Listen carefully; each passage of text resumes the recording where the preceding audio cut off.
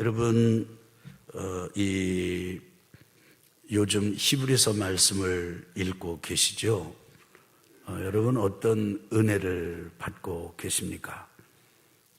아주 제가 매우 궁금한데요. 신앙의 성패는 어디에 달렸는가? 저는 단호하게 말씀을 드립니다. 하나님의 말씀 읽기에 달렸습니다. 그 하나님의 말씀을 읽고 또 읽고 읽고 또 읽고. 그런데 여러분 오해하지 마시기 바랍니다. 통독을 이야기하는 게 아닙니다. 통독은 전체를 소리내서 읽는 것을 말하잖아요. 그리고 속독을 말하는 것도 아닙니다. 한참 동안 우리나라에 아주 뜨겁게 불던 바람이 있었는데, 그것은 성경을 성도들이 모여서 아주 빨리 읽는 운동이었습니다. 아주 귀한 일이고 소중한 일입니다. 성경을 소리내서 빨리 읽을 때 받는 은혜가 참 놀랍습니다.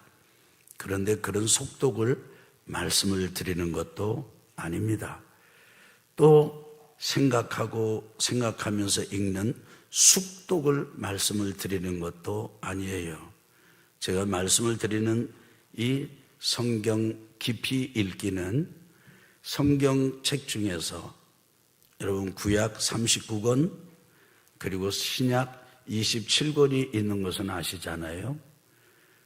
그 성경 신구약 중에서 한 권을 택해서 조금씩 나눠가지고 충분한 시간을 두고 저녁부터 읽기를 시작해서, 참 신기한 것은 성경에서의 하루의 시작, 유대인들의 하루의 시작은 아침이 아니더라고요. 저녁입니다. 저녁부터 그 다음 저녁까지가 하루의 시작과 끝이에요. 그래서 저녁에 읽기를 시작을 해서 조금의 분량이니까 또 읽을 수 있고 또 읽을 수 있습니다. 이해가 되느냐 안 되느냐는 그 다음의 문제고요. 읽고 또 읽고 읽고 또 읽고. 그래서 그렇게 읽고 나면 자면서도 꿈속에서도 읽게 됩니다. 얼마 전에 아침에 일어났는데 제 오른쪽 발가락이 부었어요. 왜 그런가? 그러고 봤더니 제가 꿈에 공이 진짜 잘 오르더라고요. 그래서 골대를 향해서 공을 세게 찼습니다. 그런데 실제로도 찼어요. 근데 찼는데 제가 벽 쪽에 붙어 있어가지고 벽을 냈다 찼습니다. 이게 축구를 좋아하니까 그냥 자면서까지 하더라고요. 나중에 알고 봤더니 이게 질병 중에 하나더라고요. 이게 꿈을 꿀 때 몸하고 이렇게 분리가 되어 있어야 되는데 병이 걸리면 이게 붙어 있대요. 그래가지고 꿈에서 하는 일을 실제로 한다고 그럽니다. 그런 병이라면은 저는 일찌감치 들었습니다. 영어를 배울 때는요, 중얼중얼 막 영어를 했댔어요. 근데 지금은 이렇게 각중에 공을 차거나 아니면 성경을 읽습니다. 읽고 또 읽고 아침에 일어나도 또 읽는 거예요. 하루 종일 이런 깊이 있게 읽기를 하면 어떤 일이 벌어지는가? 그 말씀 안으로 들어가게 됩니다. 저는 사도행전을 우리 온 성도들과 함께 충분한 시간을 가지고 읽은 적이 있습니다. 그 사도행전 깊이 읽기를 하면서요, 처음에는 잘 몰랐는데 읽으면 읽을수록, 읽기를 거듭할수록 말씀의 현장으로 들어가 보고 거기서 일어나는 나의 반응을 살펴보고 거기서 하나님의 마음을 경험해 보고, 그리고는 거기에서 내가 어떻게 살아야 될 것인가 찾아보고, 그것을 나누는 일을 계속 하다 보니까 바울의 그 심정이 저랑 이렇게 연결이 돼 버렸습니다. 그리고 그 선교당 바나바와 연결이 되고 그 현장에서 경험하는 이런 사도행전의 그 분위기가 완전히 저에게로 와서 제가 그 가운데 그냥 푹 빠져버리고 말았습니다. 사도행전 읽기를 마치고 났는데도 그 분위기에서 제가 나올 수가 없어요. 그냥 봐도 그 장면, 핍박받는 장면, 그리고 변론하는 장면, 이런 장면이 막 떠오르고, 그래서 일상으로 돌아오는데 아주 한참 시간이 걸렸습니다. 사도행전 읽기를 마치고 우리가 시편을 또 읽었습니다. 시편 2권을 우리가 읽었어요. 시편을 2편을 읽으면서는 남들은 어렵다는데 읽고 또 읽고 읽고 또 읽고 시 한 편 그 짧은 구절을 읽기를 거듭거듭할 때 그 시를 쓴 사람, 그 성도의 고독이 제 가슴 깊숙이 들어오기 시작했습니다. 그리고 그 사람의 그 한밤중에 잠을 이루지 못하는 모습, 하나님 앞에 탄식하는 것, 그럴 때마다 같이 탄식하고 그리고 같이 떨었습니다. 그래서 2권 읽기를 마쳤습니다. 근데 그 시편의 분위기에서 또 헤어나지 못하는 거예요. 여러분, 그 다음에 우리가 어떤 것을 또 읽었습니까? 구약의 룻기를 읽었지 않습니까? 구약의 룻기를 읽으면서 그 엘리멜렉의 그 정말 비극, 아버지가 죽고 살만한 데를 찾아갔는데 두 아들이 죽고 또 시어머니 나오미 혼자 딱 남았어요. 며느리 오르바, 룻. 그런데 이 시어머니와 이 두 며느리 사이에 일어나는 일들, 이런 속에서요, 그 숨소리를 듣고 그 눈동자를 보고 그 안색을 경험하면서 그 룻기의 분위기에 깊이 빠졌습니다. 보니까 그렇게 지극정성으로 했던 룻에게 하나님이 누구를 붙여주셨던가요? 보아스를 붙여주셨잖아요. 그리고는 점잖고 시세를 알고 일의 앞뒤를 알고 어느 일을 먼저 처리해야 될지를 아는 이 보아스를 붙여주셔서 그 룻이 메시아의 계보에 오르는 그런 이야기에 푹 빠졌습니다. 그러면서 기도하면서 우리 성도 가정에 룻이 들어왔으면 좋겠다. 단 신랑 아버지, 시아버지 죽는 거 빼놓고 이런 아주 우스꽝스러운 기도를 드리면서 실제로 그 필리핀 선교 현장에를 다시 돌아갔습니다.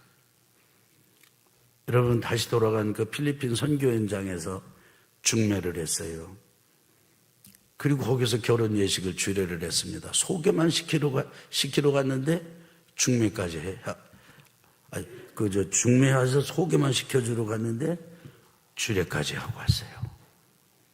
그러면서 그 자리에서 예전에 함께 선교했던 이제 감리사님, 아조린 감리사님이라고 계신데 이분이 이제 90이 가깝습니다. 저랑 같이 선교하면서 그 시골 필리핀의 누에바시아 지역을 다 샅샅이 뒤지고 다니고 그랬는데, 여러분, 그 필리핀 선교가 어떻게 시작됐는지 아십니까? 제게 있어서 추수감사주일이었습니다.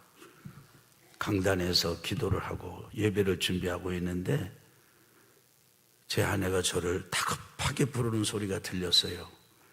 청년 중에 여자 청년 한 사람이 예당 저수지에 빠져서 죽었다는 거예요.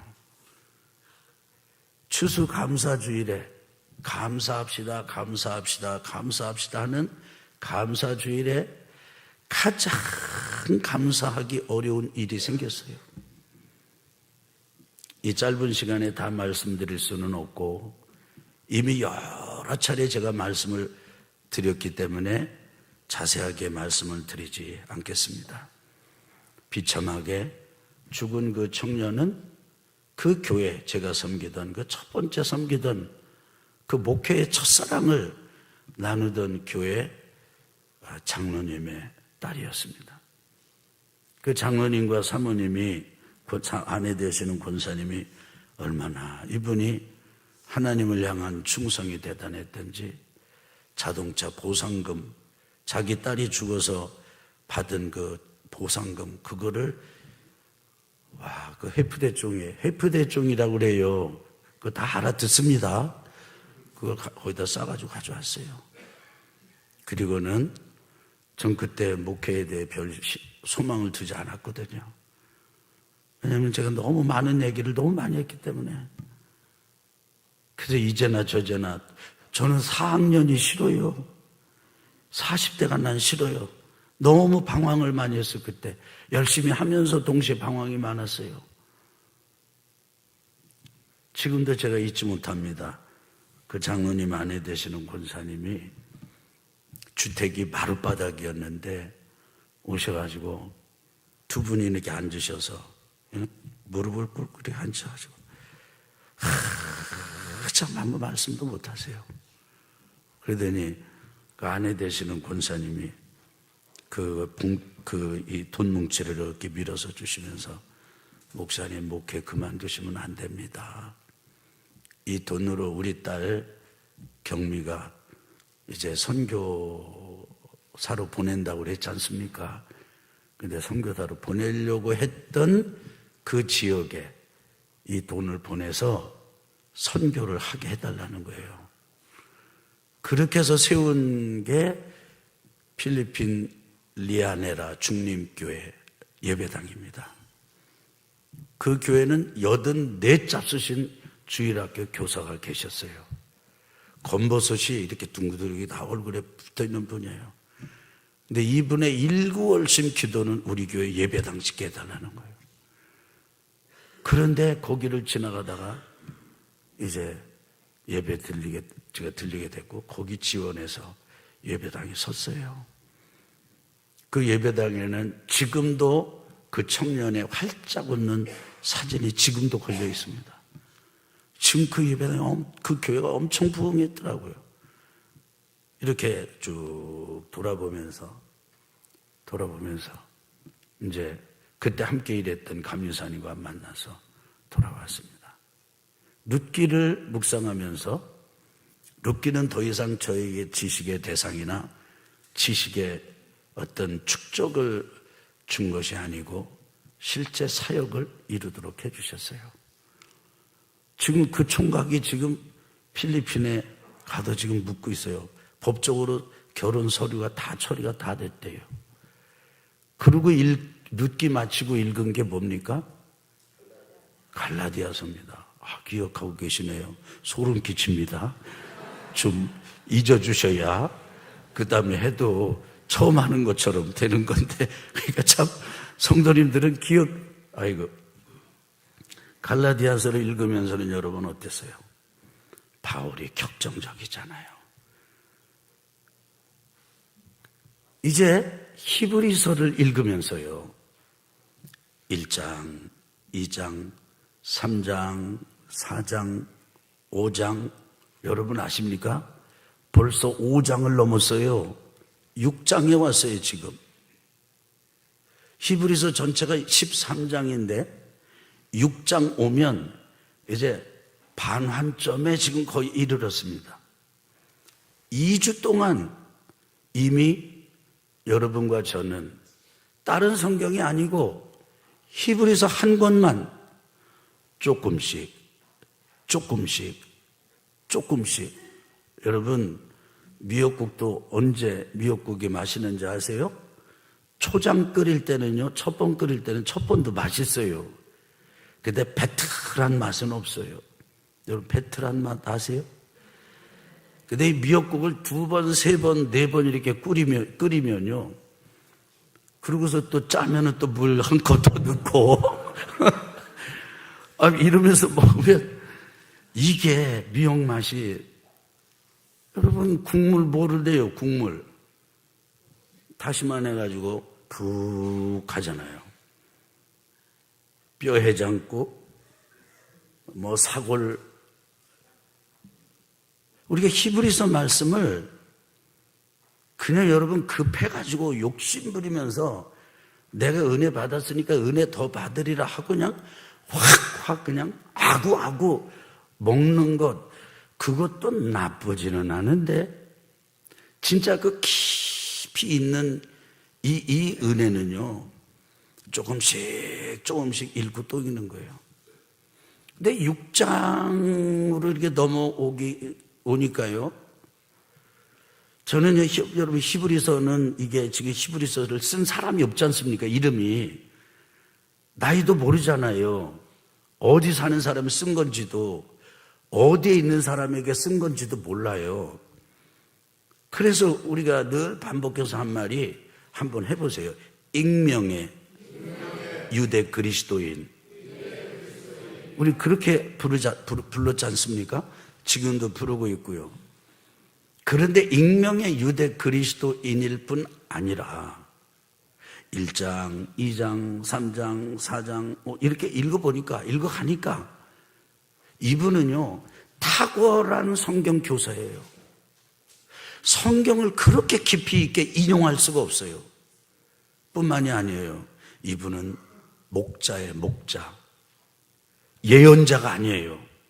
예언자는 그냥 책임을 지지 않고 자기 목숨도 책임지지 않고 죽기를 각오하고 내던지듯이 그냥 온몸 평생을 내던져가지고 외치는 사람이 예언자 아닙니까? 그 예언자의 마지막이 누구예요? 세례 요한이잖아요. 세례 요한은 죽잖아요. 그런데 히브리서 기자는 예언자의 심정으로 이 말씀을 전하는 게 아니고요, 한 영혼을 전도해서 길러서 그 다음에 일꾼으로 세우는 이런 목자의 심정으로 쓰고 있어요. 그래서 이 동족 유대 그리스도인이 동족인 유대 또 다른 그리스도인들에게 하나님의 말씀을 전하는데 강하게 전하면서도 동시에 이들이 떨어질까봐 전전긍긍합니다. 반복해서 그러면 안 된다, 그러면 안 되지 이렇게 하면서도 한편으로는 그런다고 그래가지고 아예 내가 이렇게 말한다고 그래가지고 너희들이 아주 그냥 끝장을 내버리면 안 돼, 떠나면 안 돼, 이렇게 또 끌어안습니다. 강하게 가르치면서 동시에 안아주는 이런 목자의 마음이 이 익명의 유대 그리스도인 이 히브리서 저자에게 있습니다. 그런데요, 히브리서 저자만 그렇게 알게 된 게 아니고요, 읽어보니까 히브리서 저자가 쓴 이 히브리서를 받아야 될 대상들, 상대방들이 어떤 사람인지도 알겠더라고요. 그 사람들이 어떤 사람들이냐? 첫째, 유대 그리스도인들이에요. 그러니까 동족이 동족에게 전한 거예요. 두 번째로, 이 사람들은 믿은 지가 오래된 사람들이에요. 믿은 지가 어떻게 된 사람들이라고요? 오래된 사람들이에요. 지금 이 히브리서가 쓰여진 게 확실한 건 70년 전입니다. 서기 70년 전. 65년이라고 해도 괜찮고 60년이라고 해도 괜찮아요. 근데 계산하기 좋게 60년이라고 칩시다. 만약에 이들이 예수님 살아 계셨을 때 예수님을 믿은 유대인들이라면은 예수님 33세에 이게 돌아가시고 이게 십자가 지시고 죽으시고 장사제 부활하시고 그 다음에 승천하셨으니까 60에서 33을 빼면은 이 사람들이 예수 믿은 세월이 나오잖아요. 그러면 27년이에요. 만약에 바울에게 전도를 받아가지고 믿은 사람들이다 그러면 조금 더 해가지고 뭐 20 한 3, 4년 됐다 이렇게 할 수가 있을 거예요. 그 다음에 바울이 전도한 사람에게서 또 전도를 받아서 했다 그러면 한 20년 정도 된 사람들일 거예요. 여러분, 신앙생활을 20여 년 정도 한 성도들이라고요. 그걸 어떻게 아느냐? 이 히브리서 저자가 뭐라고 하냐면, 따라합시다. 너희가 좀 세게, 너희가 믿은지 오렘으로 이미 선생이 되었어야 마땅하나. 너희들 신앙생활한 연조를 보면은 너희들은 선생이 됐어야 된다 이거예요. 근데 너희들이 지금 가만히 보니까 너희들은 골라 먹어. 근데 어떤 것만 먹냐? 젖만 먹어. 뭔만 먹어요? 젖. 엄마가 짜주는 젖. 근데 딱딱한 건 안 먹어. 딱딱한 거. 그러니까 달달하고 마시기 좋고 소화가 괜찮고 이런 거는 계속 아멘 하고 먹는데 조금 어려운 거, 뭐 좀 힘든 거 이렇게 하면은 안 먹어요. 딱딱한 걸 못 먹어요. 그래가지고 너희들이 이미 장성한 어른이 되었어야 되는데도 불구하고 너희들은 어른이라고 칠 수가 없고 말할 수가 없어. 너희들은 어른이라고 할 수가 없어. 너희는 어린 아이야, 어린 아이. 근데 어린 아이 중에서도 유아야, 유아. 향기나무 어린이집 광고 시리즈로 계속 매주 나오는 거 보시죠? 이 지금 다 큰 애들이잖아요. 지금 삼형제가 지금 우리나라 향기나무 동문이래잖아요. 지금 어린이집. 참 의미가 깊죠. 이게요 3살짜리가 6살짜리가 10살짜리가 20살짜리가 이게 달라야지 똑같으면 안 되는 거예요. 우리 아멘 합시다. 아멘 합시다. 그래서 너희들이 이제는 좀 완전한 데 나가야지. 언제나 그냥 그리스도의 도의 초보에 기초에 집 짓는 사람이 맨날 기초만 닦고 있어? 주춧돌도 놓고 기둥도 놓고 그 다음에 지붕도 놓고 석가래다 벽을 놓고 이렇게 해야 되는데 맨날 기초만 닦고 있어.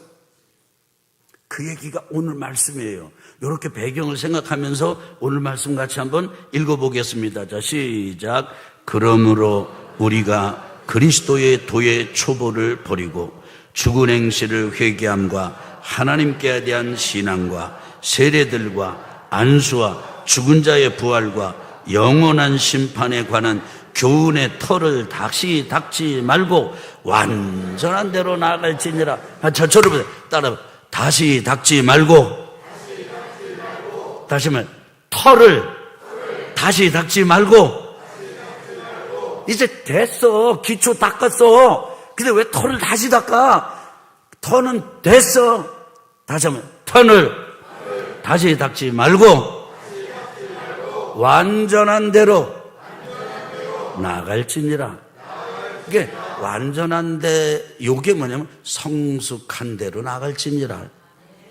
더 이상 젖바른 상태가 되지 말고 좀 성숙하게 나가라 이거예요. 근데 이게 충격이 뭐냐면요, 이 히브리서 저자가 동족 그리스도인들에게 말하기를 그리스도의 도의 초보가 뭐냐 6가지를 딱 얘기하는데 뭐냐면 이래 하면 자 꼽아보세요. 자, 첫째 죽은 행실을 회개함. 그 두 번째 하나님께 대한 신앙.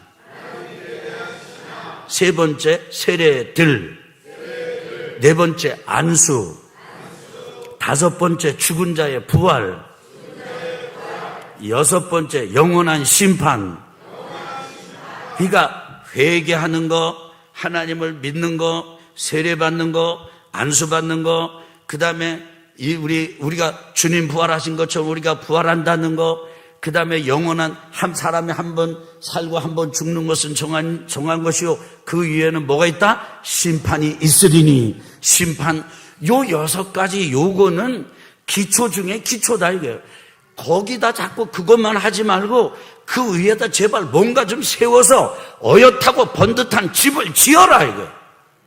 근데 가만히 고민이 되는 게요. 이 부분을 읽다 보니까 아니 회개, 믿음, 여기 세례, 안수, 부활, 그 다음에 여기 영원한 심판, 이것도 지금 해결 안 된 사람들이 있는데, 이것도 지금 안 믿어져가지고 지금 왔다 갔다 하는 사람이 있는데, 어린아이 이빨 빠져서 그냥 이래가지고 흔들린 사람이 있는데, 그러면 히브리서 저자가 말하는 이 믿음의 그리스도의 도의 기초, 초보, 초등학교도 지금 우리는 입학도 못한 사람이 있는데 이걸 어떡하지?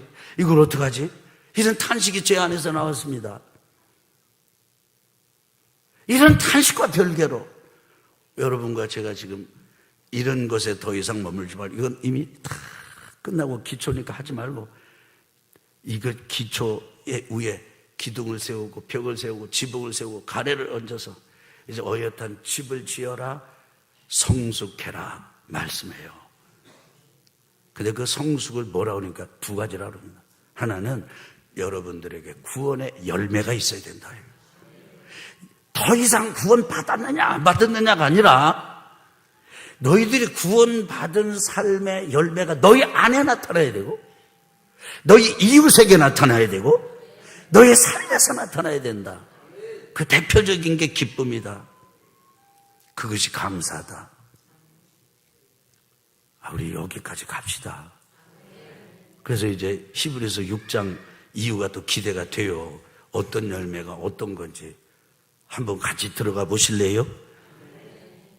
그래서 한번 읽고 또 읽고 이거 한번 해보실래요? 여러분, 나는 알아 이러지 마세요, 여러분.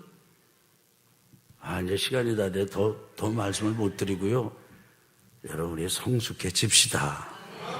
이제 더 이상 젖병 빨고 그냥 제가 참 여러분에게 몇 번 말씀드린 기억이 있습니다만요. 이 못낸 송아지가요 뿔이 나는 게 아니에요. 못된 송아지가 뿔 난다고 그랬잖아요. 아니요, 그건 경험에서 나온 말은 아닌 것 같아요. 못된 송아지는요 들이받아요. 이 송아지가 젖을 먹을 때 어떻게 하는지 보셨어요? 난 봤어요. 세상에 아름다운 눈은 새끼 돼지의 눈이고요. 그 다음에 이 세상 못된 망아지는요 어미 젖을 빨아먹어요. 이렇게. 근데 젖이 안 나오면 어떻게 하는지 아세요? 물고 잡아다녀. 씩 잡아다녀.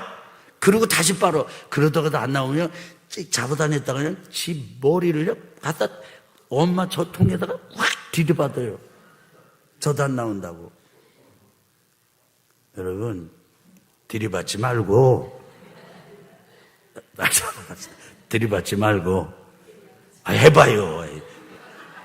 들이받지 말고 해봐. 그냥 어린애처럼 들이받지 말고 그 젖을 딱딱한 것이라도 먹을 수 있을 만큼 내가 잘하자.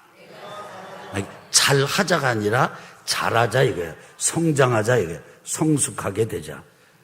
그 열매를 맺게 되시길 주의 이름으로 축원합니다. 다음 주일은 우리 교회가 추수감사주일로 지킵니다. 추수감사주일은 우리가 선교기지와 예배당 건축을 위해서 예물을 드리는 절기 헌금입니다. 많이 동참해 주시기를 당부를 드리겠습니다.